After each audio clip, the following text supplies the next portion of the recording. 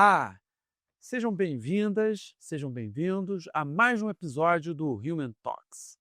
Estamos na nossa segunda temporada com a temática Desenvolvimento Profissional e Carreira no século XXI. Eu sou o Oscar e serei o host desse episódio. Vocês estão vendo aqui um semblante alegre, feliz, provavelmente, é sexta-feira. Não, é também sexta-feira. Mas é muito bom, é muito gostoso quando a gente convida para esse bate-papo um amigo, né? Um amigo que tem uma experiência de vida riquíssima e uma história profissional muito espetacular, né? Com diversos desafios multiculturais, muitos países, desafios técnicos, comportamentais, enfim, um aprendizado que todos nós teremos. Eu conheço essa pessoa há mais de 20 anos, eu já vou apresentar, e todo encontro que eu tenho com ela, eu aprendo coisas novas e reaprendo coisas até antigas, né? Que é o bom, né? Saudável do relacionamento. Teremos hoje aqui o meu amigo, profissional e uma pessoa que eu admiro muito, Rodrigo Sanada. Obrigado, Oscar, pela introdução. E assim, muito feliz de estar aqui, poder compartilhar um pouco dessa experiência, né? Espero que seja precioso para alguns das pessoas que assistem aí. E assim, eu acho que aprendi muito com você desde o começo, né? 20 anos que a gente se conheceu, fizemos os cálculos agora, né? E eu estava até falando com o Alberto aqui que desde o do primeiro emprego, você estava no começo, acho que da sua carreira, eu realmente no começo, né? Você já era um líder, já era um mentor, já dava as dicas de como se comportar, do que focar, né, etc. Já me ajudava bastante nesse mundo corporativo. E fico muito feliz de estar aqui com você hoje de novo. A felicidade é minha aqui. Lembrando aqui mais uma vez, queria aqui agradecer a turma do The Bakery, nosso parceiro aqui em São Paulo, ofertando aqui o estúdio. Felipe, Marconi, grande abraço aqui para vocês. E a gente vai aqui começar, né? Eu vou chamar de Sanada porque Esse é o nome de guerra da é o empresa. de guerra. É o nome de guerra também, continua sendo. Na época, eu me lembro que era uma startup dentro de uma grande empresa, a Shell, Sim. uma das melhores que eu já trabalhei, inclusive. E a Shell ela queria realmente trazer os melhores profissionais para essa unidade de negócios, né? A Shell Energy Efficiency. E era um combo de profissionais mais experientes. E aí eu me lembro o Fábio Esperança, que deve estar aqui acompanhando conosco, né? Profissionais de experiência média, era o meu caso, estava voltando de um mestrado em Londres e emendei nesse desafio. Outros como o Fux, que provavelmente vai ouvir aqui a mensagem, o Henry, também da casa, né? Começando a carreira assim como eu, desde estagiário na Shell, e novatos. Então, a gente foi para as universidades pegar os melhores formandos, né? E veio uma safra muito boa. Sim. O Sanada, que se destacou logo no início. O Rodrigo, a gente falou há pouco, né? O Rodrigo Borges, a Camila, Zé do Vale, pessoas que estão até hoje na corporação. Quer dizer, entre os diversos e muitos erros, né, que eu, por exemplo, já cometi na minha carreira, eu também tive alguns acertos, já que é um exemplo. E teve um momento muito interessante, uma diversidade muito grande de formações. A gente hoje fala muito de equipes multigeracionais, né? A gente ali vivenciou isso, né? Home office, a gente Home office, Dá somos pra- promissores Sim. nisso, né? É verdade. Sim. E começou. Então, se você puder contar um pouco a história, porque começou num projeto que depois tiveram várias pivotadas e Sim. você depois já acabou Sim. no meio da Ásia, no meio da neve, num projeto dos mais incríveis e desafiadores da história da Shell. Sim. Conta um pouco como é que foi essa história, essa tua Jornada. chegada. O Sanada ele vai falar, ele tem uma vivência muito intensa e interessante em diversos países, digamos que não tradicionais. Alguns tradicionais, Brasil, Inglaterra, outros não tão tradicionais, mas ele vai trazer essa história aqui É, para um pouco de gente. curiosidades talvez também. É, assim, né, eu comecei na Shell Energy Efficiency, assim, no Brasil eu sou formado em engenheiro elétrico, né, então vim para a Shell como engenheiro elétrico e na Shell Energy Efficiency trabalhei como engenheiro elétrico em diversos projetos, né. Então acho que foi um período muito, muito legal. Nós tivemos exposição a diversas indústrias, no qual a gente pôde tentar reduzir o consumo de energia, né, no geral. Então acho que foi uma experiência para um graduado espetacular de trabalho e também de exposição a diversos profissionais, né. Mas infelizmente a startup, ela não gerou o benefício esperado, e também acho que um realinhamento, vamos dizer assim, de negócio, né. E nesse período, eh, eu fui, vamos dizer assim, agraciado, oferecido uma potencial oportunidade no exterior, né. E eu me lembro até hoje como essa oportunidade surgiu, não sei se você já te contei isso, Scar.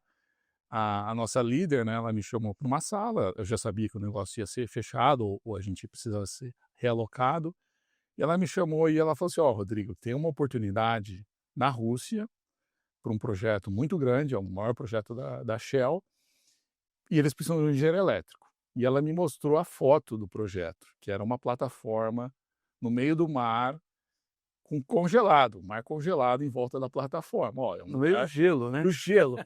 Então, eu assim, acho que ela quis realmente causar um choque, né, porque é um lugar isolado, é um lugar extremamente difícil de trabalhar, né. Eu falei: "Ó, vou pensar, vou pensar e te dou o feedback logo em seguida", né. Aí eu voltei para casa e fiz meu dever de casa, né, fui pesquisar o que que é isso, etcétera, e balanceei um pouco, né, falei: "Pô, sou solteiro,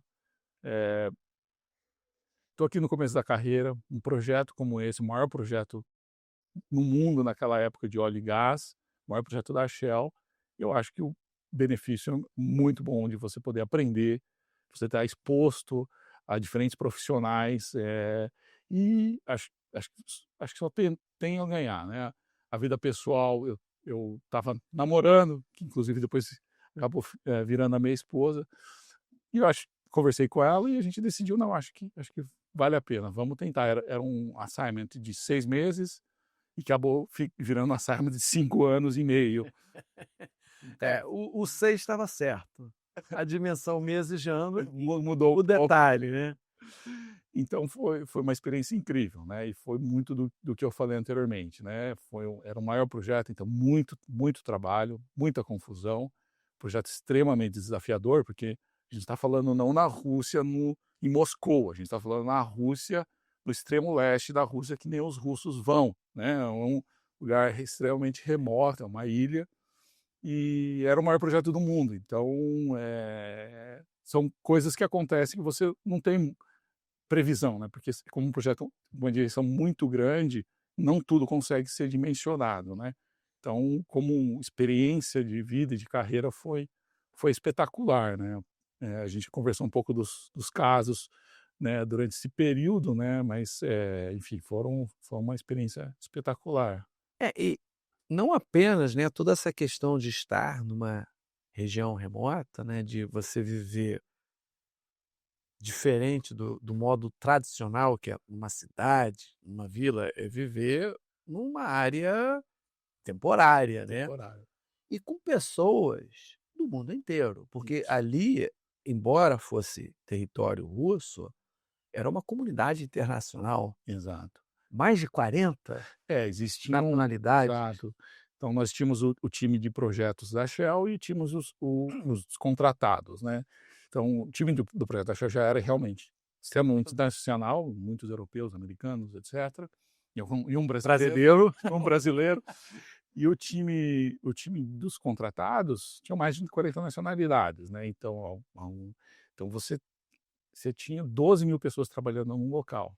Então, tanto a gente Uma era muito cidade. grande, era uma cidade, então a gente construiu uma cidade nova para poder acomodar todo esse fluxo de gente. Tínhamos diversos restaurantes, por exemplo, no alojamento, com diversos tipos de comida, para poder adequar com as culturas de cada nação, né.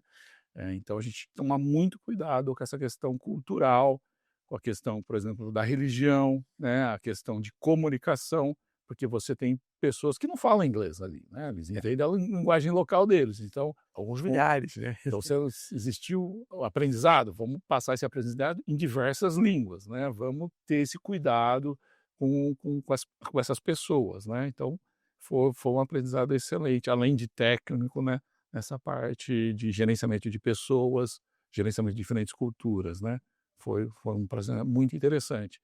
E eu estava até comentando, não sei se você quer explorar também sobre esse período, que foi um período também de, que a gente passou de uma troca de operação, nesse projeto e s por exemplo, um exemplo que eu gosto de dar, né, de pessoas que eu observei durante essa carreira de liderança, né, e disposição, foi uma situação que nós tivemos ali, né, que na Rússia a gente tinha que renovar o nosso visto a cada 3 meses, né, então você era obrigado a cada 3 meses ir para outro país e renovar visto. Não era Não era reduzido não pelo era período do projeto. isso, eles fazem isso muito para ter um controle de quem está naquele país, né. E numa certa situação de mudança de operação e de controle, nosso visto, ele potencialmente não ia ser estendido, né. E isso gerou muita inquietude, né, porque a gente está falando da Rússia, né, não é que a gente está na Europa ou nos Estados Unidos, um país ocidental, então isso gerou muita preocupação, entre nós funcionários. E isso é um exemplo que me marcou muito da nossa líder na época, né, que ela era responsável por toda aquele quantidade de pessoas no site, né, a gente, de novo, mais de 12.000 pessoas.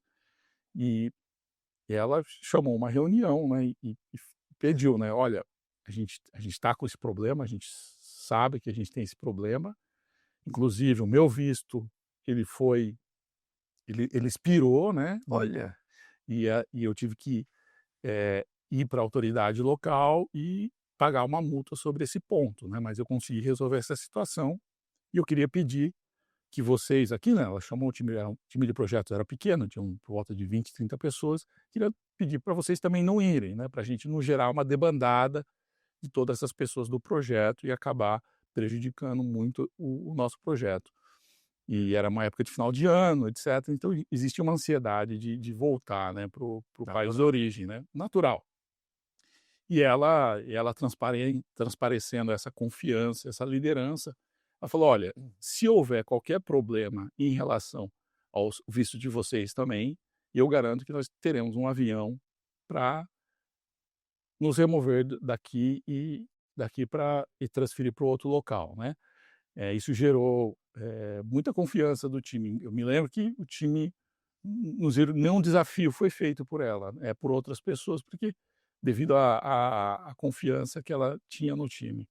E o meu visto vencia no dia 31 de dezembro, né, que era final do ano, e eu me lembro até hoje, né, dia 31 de dezembro foi de 2006, era um domingo, ela não estava trabalhando, né, ela foi lá, ela mesma ansioso, ansioso, não né, sabia como seria o réveillon. exatamente. E ela mesma entregou em mãos o meu passaporte com visto renovado, né, mostrando a Pleno liderança. domingo. É, E aí traz uma coisa muito importante, né, em projetos complexos, né, e a gente está falando de uma complexidade plena, não é um país diferente ou com, um conjunto de ou grupo de milhares de pessoas de diferentes culturas, nacionalidades. A complexidade, a gente está falando do maior projeto de oil and obrigado. gas do mundo na época, Sim, um dos correto. maiores da história Sim, da Shell, em área muito remota, é a importância da liderança sim, próxima, atuante, levando, né, eh, confiança, credibilidade para os profissionais e conseguindo a contrapartida, engajamento, comprometimento, sim, que são receitas, ou pré-requisitos para o sucesso de um projeto. Sim, exato. E porque você não consegue dimensionar tudo, né. E ela com esse tipo de liderança, trouxe toda essa característica que você mencionou anteriormente, de confiança. E outra coisa interessante, né, você não consegue dimensionar tudo, né. Eu estava num episódio aqui, onde a pessoa ela, eh, falou muito e o que você está contando aqui da história, bate muito com o empreendedorismo, né.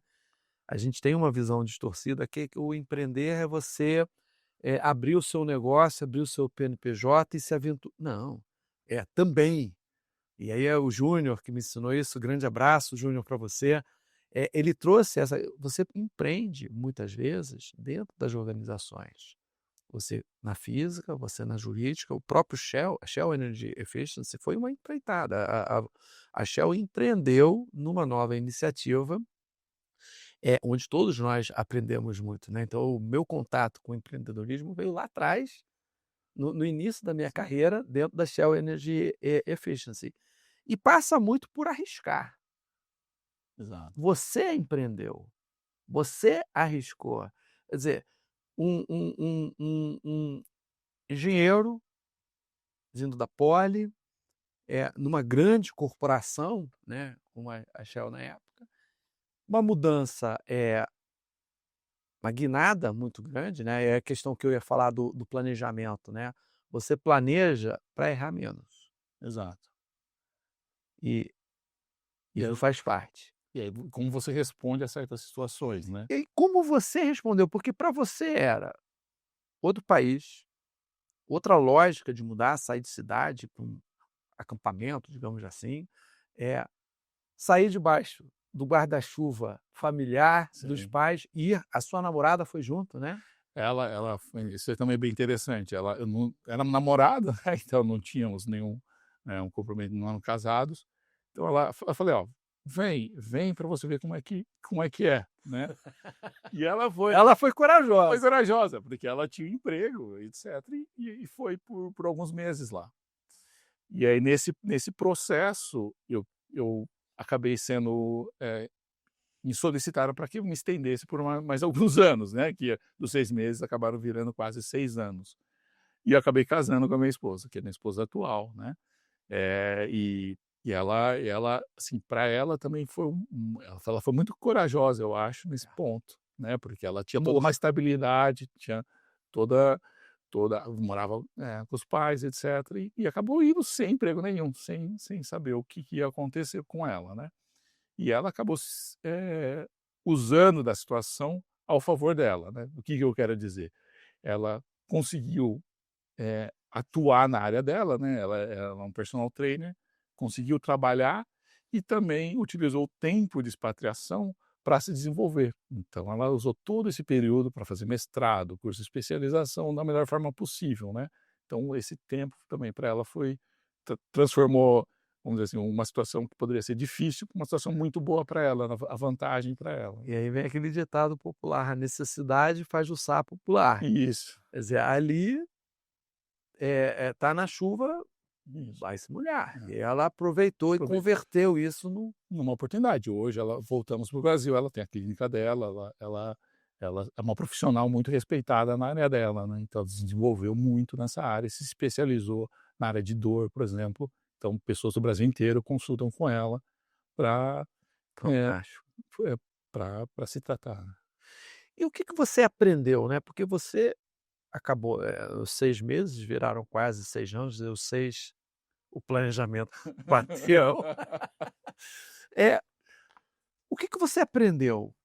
O que fez com que o Sanada, o menino Sanada, né, se transformasse num homem casado, eh, proficiente na profissão nesse período? Quer dizer, quais foram os aprendizados, o que ficou desse período que você olha assim e Sim. "uau"?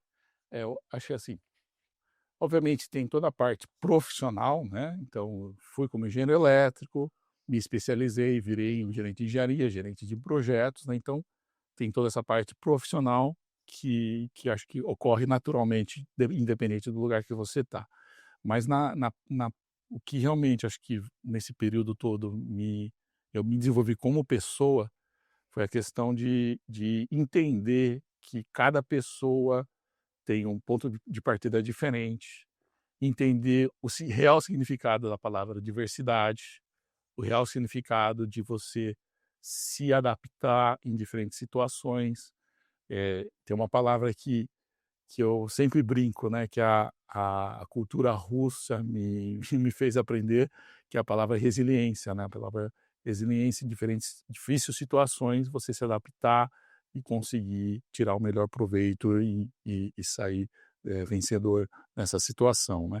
Eh, enfim, as as os países que eu trabalhei são diferentes culturas, diferentes religiões, então saber respeitar, saber entender, ouvir mais do que falar, né, não tentar impor, né, mas tentar entender da onde a pessoa vem, a cultura que ela está inserida, né, a pessoa que ela é, em vez de você impor como ocidental, né, apesar de eu ser oriental, né, nós falamos ocidental, Essa, fala de novo, impor como ocidental. uma cultura ocidental num país, por exemplo, asiático, né, então eu tenho talvez essa vantagem de ser oriental, mas morando Um considerado oriental brasileiro. ocidental. Isso, considerado brasileiro, né, então E aí, Sanado, eu vou até aproveitar aqui o gancho para a gente ir para a segunda parte aqui, porque não acabou.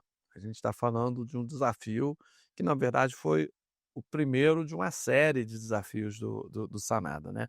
E aqui tem, só para pontuar, uma coisa muito importante, né? Quer dizer, você trouxe algumas habilidades, algumas competências que, ora você desenvolveu, ora você aprimorou, ora você fortaleceu, mas que você vivenciou e que são competências e são habilidades críticas quando a gente olha para o profissional de hoje e o profissional do futuro.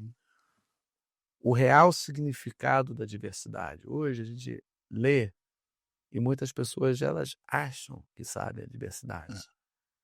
E você, na verdade, você passa a ter esse real significado que você colocou quando você vivencia. E ali era a diversidade do café da manhã até sim, o jantar. Adaptabilidade. E exato. eu te conheço, Sanada, eu me lembro quando você começou, recém-formado, o ser humano que você é hoje. E você é um camaleão. Sim. Essa é uma jornada, assim, fantástica. E a vida é assim. As situações vão se mudando e você tem que saber se adequar, se adaptar. E resiliência. Água mole, pedra dura, tanto bate até que fora. É um case fantástico. Mas os 6 anos se passaram, Isso. acabou o projeto e aí você voltou para o Brasil. Não, não. E aí, outra coisa interessante, né, era o projeto mais novo da Shell, muito sucesso, tivemos grande sucesso nesse projeto, e, por coincidência ou não, a planta mais antiga de produção, eu trabalhei inclusive, eu não falei, né, um projeto de liquefação de gás natural, e era a principal e a planta mais nova da Shell, e no mesmo tempo a planta mais antiga, ela passava por um processo de rejuvenescimento, a gente chama, ou de revamp, para extensão dos contratos de longo prazo de produção de LNG lá em Brunei. E eu fui chamado para trabalhar nesse projeto, né? Então, Brunei. Brunei, inclusive, até fazer um adendo aqui, Brunei não fica no Oriente Médio, ele fica no Sudoeste Asiático, existe bastante confusão em relação a isso. É um país, é um sultanato relativamente pequeno, né, com 300, 400 mil habitantes, localizado na ilha de Bornéu, né? Bornéu é uma ilha bem grande que existem 3 países dentro dessa ilha. Brunei, parte do território da Indonésia e parte do território da Malásia nessa mesma ilha, tá? Então passei lá 4 anos e meio em diferentes funções, mas em projetos relacionados a essa unidade. E a sua esposa foi junto. Minha esposa foi junto, já tivemos aí já uma filha no Conta essa caminho. história. Essa filha nasceu onde? Nasceu enquanto a gente estava na Rússia, né, mas por políticas da empresa nós tivemos que voltar para o Brasil. Então ela Então é brasileira. brasileira de São Paulo e logo Paulistana. isso, logo que ela nasceu, depois, se eu não me engano, de 3, 4 semanas, acho que foi isso, já foi para a Rússia de novo, Então a né. amamentação foi na Rússia. Sim, sim, sim. Coitada, para tirar o passaporte, por exemplo, foi um desafio. E aí, voltando à história de Brunei, né, fiquei 4 anos e meio lá, tive outro filho lá, né, aí eu já tive um filho nascido em Brunei, né, Ah, e show. o Arthur. E nesse período, né, foi um período também muito interessante, né, teve todo o desafio de implementar um projeto, numa planta em operação, né, então desafios técnicos relacionados a isso, e culturais também, né, então é uma cultura completamente diferente, por exemplo, da Rússia, né, é uma cultura asiática e também de religião muçulmana. Eu nunca tinha sido tão exposto, conheci um pouco da cultura por os outros colegas, Você estava mas eu estava vivendo. isso, vivendo numa cultura muçulmana, né. Então foi muito aprendizado em relação a isso, ao respeito de novo, a questão de diversidade, a entender, o ponto de partida qual que é o entendimento daquelas pessoas em diferentes assuntos, né.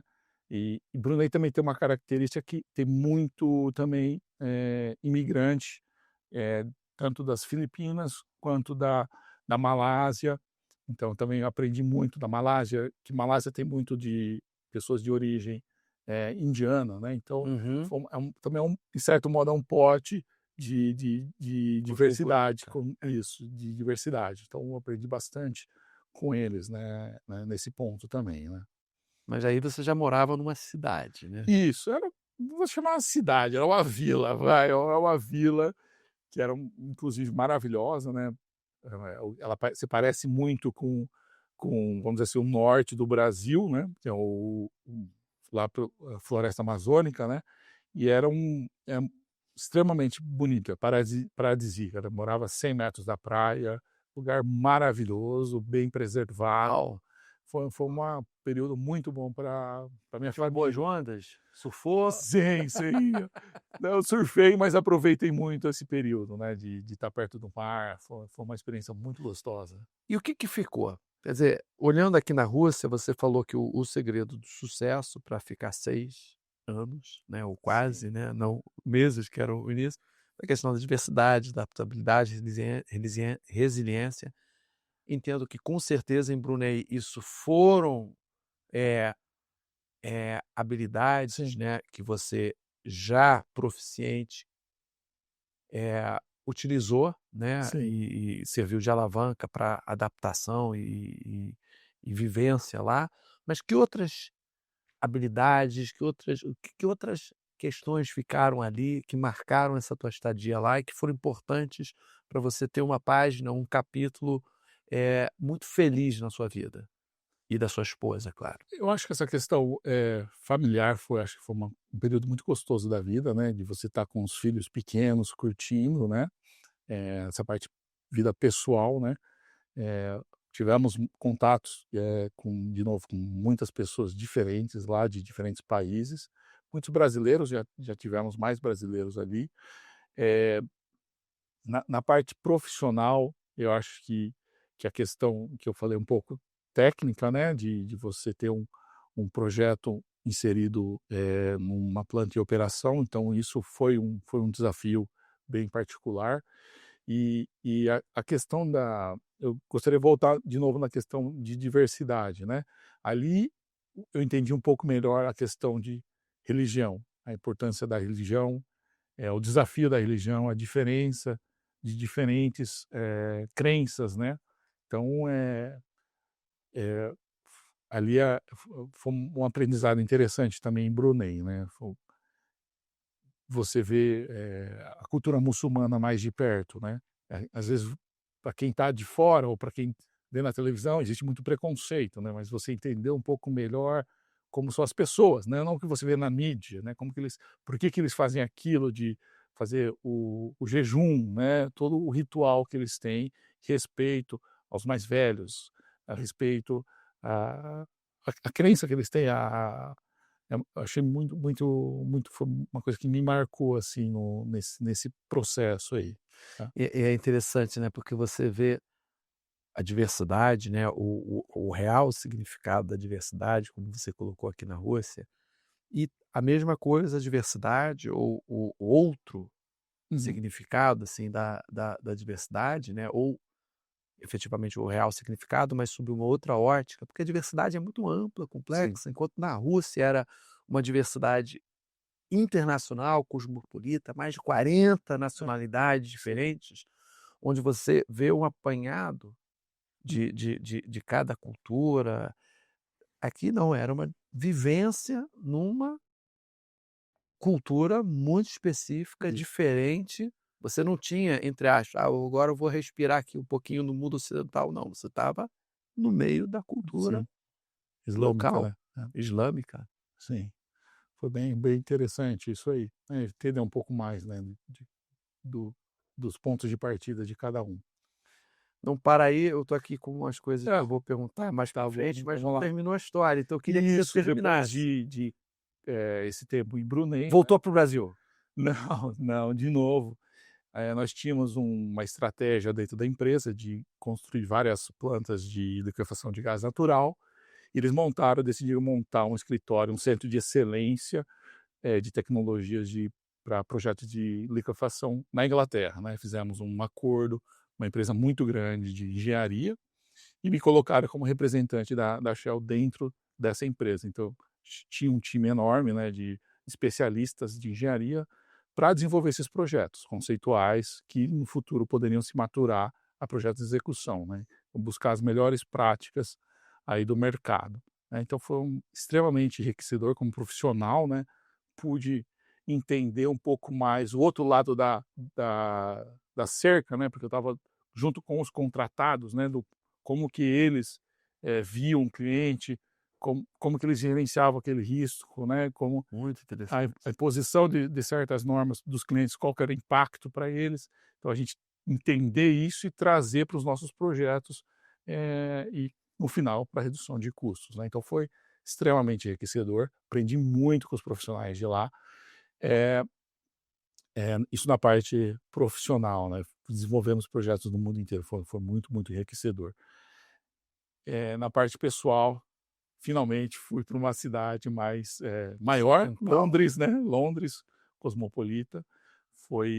Eu brinco com a minha esposa, né, a gente viveu um honeymoon ali, né, uma lua de mel mesmo, que foi muito gostoso, né. Londres é uma cidade incrível para morar.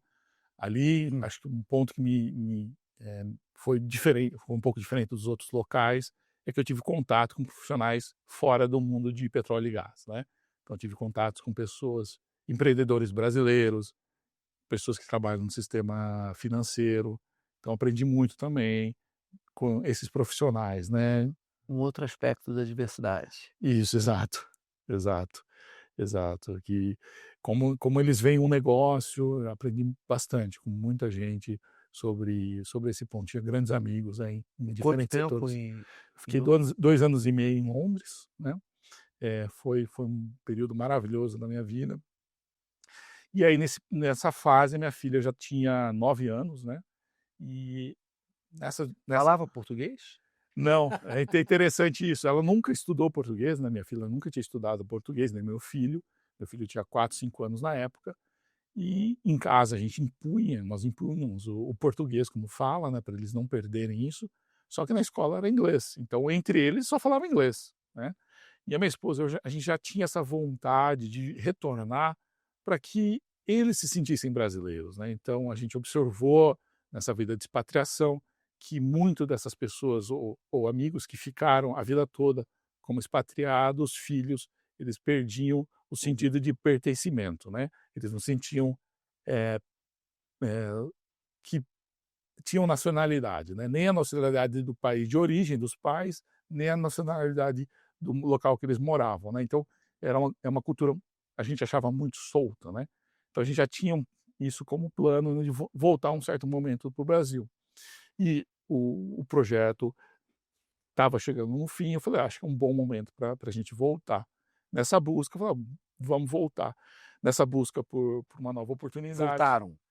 dessa vez não, na verdade não. Não, ainda não. Ainda não.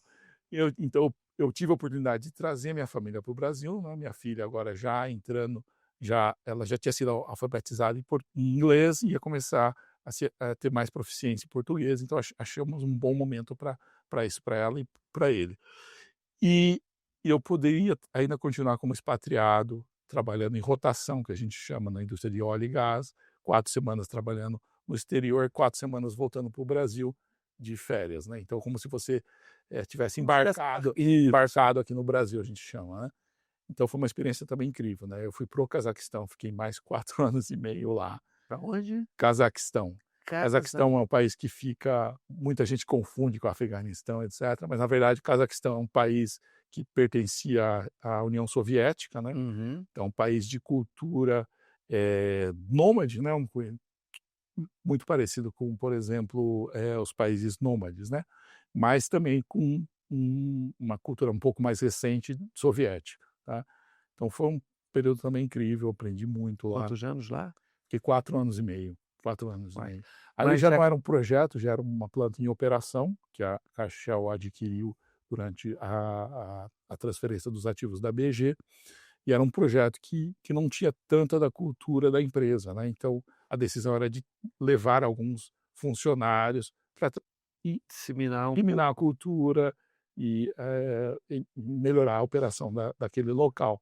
Então eu fui, eh para esse local, nesse intuito, foi uma experiência incrível. Então, trabalhei num time lá de engenharia, foi uma experiência incrível também. e nesse desafio a família ficou aqui no Brasil. Ficou aqui no Brasil. Então foi mais um desafio, né, quer dizer, Sim, sim, a distância, né, eu entendo que era período lá, período aqui, mas, isso. mesmo no período lá era um período mais extenso. Isso. A gente eu e minha esposa conversamos bastante sobre isso, né, balanceamos essa questão pessoal.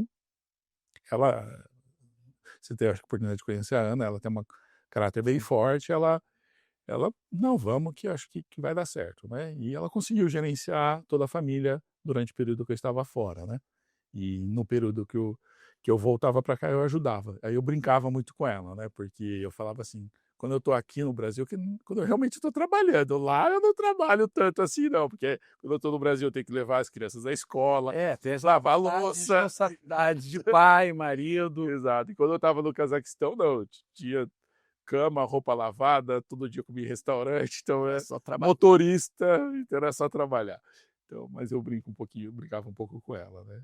Mas é interessante, né, eu voltar aqui num ponto que você colocou, né, o sentimento de pertencimento. É. Eu entrevistei aqui no nosso podcast o André, que é um executivo que é do setor farmacêutico. E assim como você, ele também teve a oportunidade para fora, começou em Londres, depois terminou 15 anos fora com a família e uma boa parte disso na África. Inclusive, André, grande abraço para você, trazendo aqui um pouco dos seus aprendizados. E ele também falou sobre isso, o Sim. senso de pertencimento. E a escolha dele, quando ele estava no Quênia, em voltar, foi muito isso. Ele falou: chegou no momento que eu sentia falta. Ele estava há 4 anos no Quênia, estava muito claro que não era o meu local. Sim. Essa é uma desculpa interromper, Scar, Nós mas esse é um ponto muito interessante para quem gostaria de seguir uma carreira parecida para o exterior. Você tem que ter a consciência que você sempre vai ser um estrangeiro. Mesmo você morando 5, 10 anos, você vai ser um expatriado naquele local. Então você tem que ter essa consciência. É muito difícil você se inserir, no dia a dia da cultura das pessoas daquele local. Óbvio, você consegue ter um certo nível, mas o engajamento vai até a página 10 do livro, talvez você não chegue no final do livro. Então é um ponto que você tem que ter essa consciência, tá. Já os filhos, talvez, se eles realmente se adaptarem, talvez eles continuem e é fiquem. porque nasceram numa realidade diferente. Para eles, por exemplo, o fato da Inglaterra voltar para o Brasil foi muito óbvio que não foi uma decisão deles, mas uma decisão de vocês olhando o sentimento de pertencimento que vocês gostariam que eles Se tivessem. eles tivessem, exato. Porque se eles tivessem seguido essa jornada, provavelmente seria muito diferente do pertencimento ao Brasil, Exato. porque não teria conexão. Não teria essa conexão com o país, né. Toda outras questões familiares, obviamente, mas o principal que pesou foi essa questão do pertencimento. Acho que os grandes laços que você tem são os laços da adolescência, né? Então, os laços quando você vai para uma faculdade. Então, a gente pesou muito isso na nossa decisão de retorno ao Brasil. E hoje você está no Brasil. Isso. Aí, depois de 4 anos e meio no Cazaquistão, já era hora para voltar. Eu já estava considerando voltar antes, né? Antes de surgir essa oportunidade do Cazaquistão. E consegui me realocar aqui no Brasil, né. Hoje trabalho na Shell ainda, continuo, né, na Shell, e trabalho na área de gás natural, né. Comecei na área comercial, hoje estou na área de planejamento, ajudando na interface entre os negócios, integração de negócios que a gente chama de upstream e downstream marketing, que é a comercialização de gás natural, né. Então é um super desafiador, mas adoro também. E numa Shell diferente de quando você começou. Completamente diferentes, cara. Em um planada diferente. Exato, exato, completamente diferente. A Shell hoje é a segunda maior empresa, de petróleo e gás no Brasil, e é completamente diferente da época que nós trabalhamos juntos, né. A empresa mudou muito também, né, o negócio mudou muito, e eu também, né, e eu mudei. E uma coisa que eu também ouvi muito de fora, né, que o retorno também é desafiador. Retorno retorno para o país de origem também é desafiador. Eu tive um pouco disso no começo, mas hoje eu já me sinto muito mais à vontade num em ser inserido na cultura brasileira, né. Apesar de eu ser brasileiro, você muda, né, o país muda com um passo um pouco menor do que o seu, quando você tem esse tipo de exposição, né. E uma curiosidade, né, você teve eu diria que mais do que uma oportunidade, o privilégio de você, liderar equipes muito diferentes, né, em situações diferentes, culturas diferentes. O que que você poderia estar compartilhando dessa experiência? Porque a liderança não é simples, não é: "Ok, Não. eu peguei um livro e eu vou seguir dessa forma". Você tem a liderança adaptativa, situacional, uma série de questões.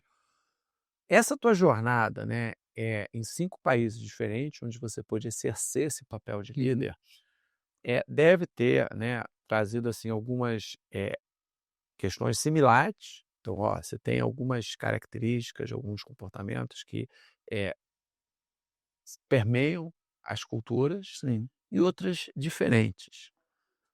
Explora um pouquinho o que que você poderia, trazer para a gente, olhando nessa perspectiva de liderança, as semelhanças entre essas e é muito mais do que países diferentes, são condições muito distintas, né, que você vivenciou, e as diferenças. Sim, assim, eu vou falar talvez coisas que parecem. Acho que as pessoas são pessoas no final das contas, então É. eu acho que muito quando você tem esse tipo de conversa, vem dos nossos preconceitos do que de fora. Então a gente tem que ter que são pessoas, que têm, vontades, etc. Então, a gente tem que entender aí primeiro isso e depois o ponto de partida delas também, tá. Eh da onde que elas vêm, qual a situação que ela está naquele momento, né, qual de carreira ou de experiência, né. Então, eu tentava balancear muito isso, nas discussões, né, de você entender, onde ca eu tinha, por exemplo, um time no Cazaquistão que tinha acho que tinha mais de 5 ou 10 nacionalidades diferentes, né. Então eh era engraçado, né, tinha situações que eu tinha um funcionário do Paquistão, um funcionário da Índia, eles estavam Juntos, na mesma mesma equipe, mesma sala. e eles estavam tendo conflitos ou problemas diplomáticos no exterior, mas eles estavam super bem, né. Eh, então acho que é um pouco disso, entender que são pessoas, né, ter a questão de empatia, simpatia com a situação e e abrir um pouco, talvez, a nossa mente ou tirar os nossos preconceitos referentes àquela situação, àquela cultura também. Então acho que é um pouco disso que acho que vale, que eu aprendi talvez, né, liderando esse tipo de time. Não sei se eu Fantástico. respondi ou não. Não, acho que você respondeu e foi muito cirúrgico na resposta. É, e aí, olhando para frente, o que que você tem em mente? Vamos para Dubai, vamos para o Canadá, vamos para a Argentina, vamos continuar no Brasil. Cara, não sei, né? O futuro só Deus sabe, né? Vamos dizer assim, mas o plano que nem sempre vai, o 6 pode virar 6 meses, pode virar 6 anos, mas o plano inicial que eu combinei, né? A gente tem com a minha esposa é de criar nossos filhos aqui no Brasil, né? Eles se tornarem adultos, ter essa questão de pertencimento. Depois, não sei, né? Sou super feliz hoje no Brasil, tô com a minha família, etc. Acho que minha esposa também está super bem. Então, acho que a gente sabe até essa parte, cara. Depois, até o dia de hoje. É isso, até eles se tornarem adultos, né? E depois a gente vê, né? Já tivemos essa grande oportunidade de ir para fora, temos um pouco menos de receio em relação a isso, para frente a pessoas que não tiveram essa oportunidade. Então, a gente sabe o que espera lá, a gente tem lá fora. Então, a gente já sabe até quando os nossos filhos se criarem ou virarem adultos, né? Depois vamos ver, cara, não sei. Sanada, olha, fantástico, uma história super interessante, muito cativante. A gente está chegando na reta final aqui do nosso podcast, mas eu queria, antes de terminar, passar para você perguntando o seguinte, né?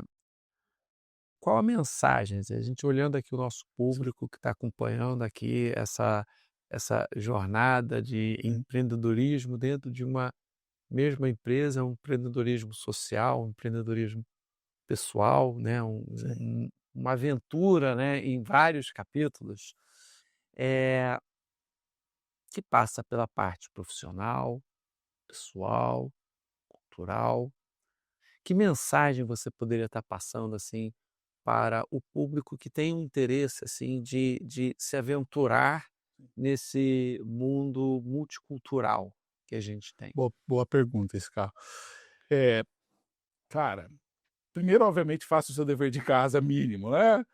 Ver salário, custo de vida, etc. Eu acho que é o mínimo que cada um tem que fazer, né? E a situação pessoal, como eu falei, em relação à família, etc., acho que é o mínimo que cada um tem, né? Mas uma dica ou um conselho que eu dou é: você não vai conseguir controlar tudo, você vai ter que tomar risco, vai dar frio na barriga, né? Mas eu acho que vale a pena a jornada. Se você realmente tem interesse, a jornada é muito, muito legal. Eu acho que essa oportunidade de ter exposição com gente tão diferentes da gente, né, do que a gente tem como do dia a dia, eu acho que é muito incrível. Assim, eu não me arrependo de maneira nenhuma de ter tomado essa decisão. Dá muito frio na barriga. Toda vez que a gente mudava de um país para o outro, dava muita. É um período de relativamente de ansiedade, né? O que a gente espera, gente? Mas vale muito a pena, cara. Arrisca, é normal isso, mas, assim, mergulha, né? De novo, faça primeiro o dever de casa, mas depois dessa parte... Mergulha. Não, assim, não tem jeito. Você vai ter que correr risco e no final das contas vai dar certo. Vai dar certo. Não vai ser exatamente o que você pensou, né? Mas vai dar certo. Você vai conseguir sair dessa situação de uma forma ou de outra. Aí vem uma série de mensagens, né? O de arriscar, isso faz parte, você ficar na zona de conforto, o que você sabe que você não vai crescer, isso é fato. Lidar com incertezas, né? Aprender, isso é a nossa realidade. Às vezes você não precisa ir para o Cazaquistão, você aqui mesmo no Brasil, em São Paulo, você vai se deparar com incerteza. O que vai acontecer hoje à tarde? O que vai acontecer amanhã? A gente não sabe. E o grande desafio, isso bate muito com o equilíbrio emocional, né? É você administrar isso. E não é fácil. E por fim é seguir o coração, né? Exato, seguir o seu instinto, sem dúvida nenhuma. Não sei, aquela vozinha no final que está te falando, vai que vai dar certo. E as coisas dão certo, no final das contas elas dão certo, de uma maneira ou de outra. Obrigado, Sanada. Valeu. Um grande abraço para todas e para todos. Até o próximo episódio.